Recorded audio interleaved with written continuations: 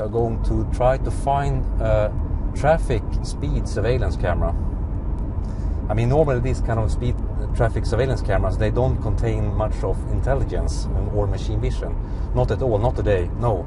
But I would like to give you some kind of ideas, you know, what can be introduced of IT systems into this camera if we also introduce machine vision. Hey, I think we have one here actually.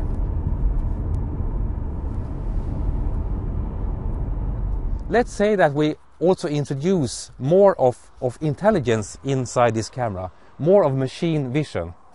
Let's say that we introduce the basic function of OCR, original character recognition. That means that you can detect automatically the registration number on the license plate in front of the car. That opens for a huge number of different kind of applications. Let's say that a police or anyone want to put out an inquiry for a stolen car. Whenever the stolen car is passing by this camera, then it's possible to get a report that this inquired car was actually passing by this camera at a certain time. At a certain time, where we are, for example, standing right now.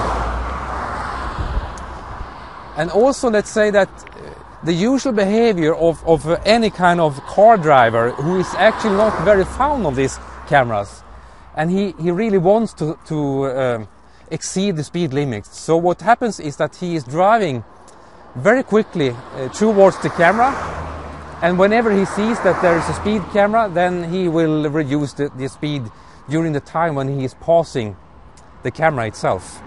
And after he has passed the camera, then he's able to increase the speed and so on and so on. So that's kind of a dangerous behavior out in traffic. But let's say that we have machine vision in these cameras. Then we can detect the license plate registration number. And let's also assume that we have a number of these cameras placed along the road. And we know the distance between the cameras, and we have a timestamp. Whenever a car is passing by these cameras, then it's possible to calculate the mean value of the speed between different points. So then it will be no longer possible to momentaneously just reduce the speed and then you can go on doing the speeding. Because you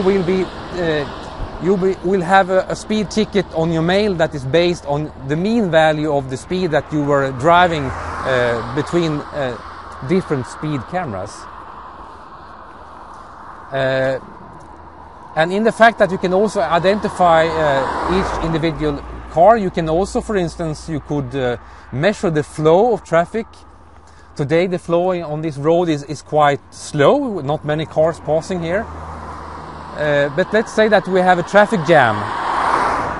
Then this system could actually detect the flow of cars and report this to systems for navigation. You could maybe connect your car GPS navigator, and you can also get information on the actual road situation.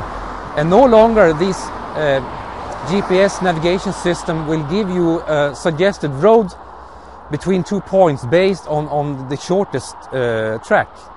Now you can also get the information from getting from point A to point B based on the actual traffic situation, and select the roads that are not so heavily trafficked.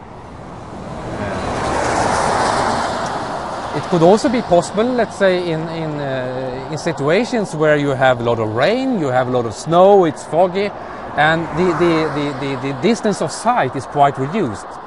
We could, for instance, in front of this camera, we could assemble some kind of light beam, and using this light beam to estimate the sight of the distance of actual sight. And this could also be reported into some kind of navigation system that can guide you whatever road you want to take. And also another very dangerous situation and a dangerous behavior in traffic is when you are violating a prohibition on driving past another car. You are not allowed to drive past another car because the line of sight is heavily reduced. It can be marked by special lines on the road, or it can be marked by a special traffic sign. You are driving the cars if you have your driving license. You are well aware of these kind of road signs. But still, there are people who violate this prohibition.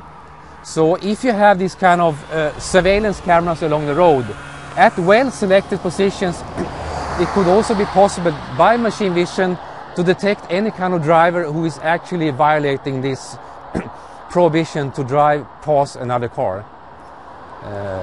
And the license registration number can be automatically reported, and so on, so on. I also want to make you aware of that there are certain moral and ethic aspects of building new IT systems, such the one that I've just suggested that we can introduce into these speed surveillance cameras. I mean, if it's possible also to surveillance the behavior and wherever any person are in their car every day in the whole country, is that really the kind of society that we want to build in future? So I think it also needs to be connected with certain rules about for how long you want to keep this information and so on, so on.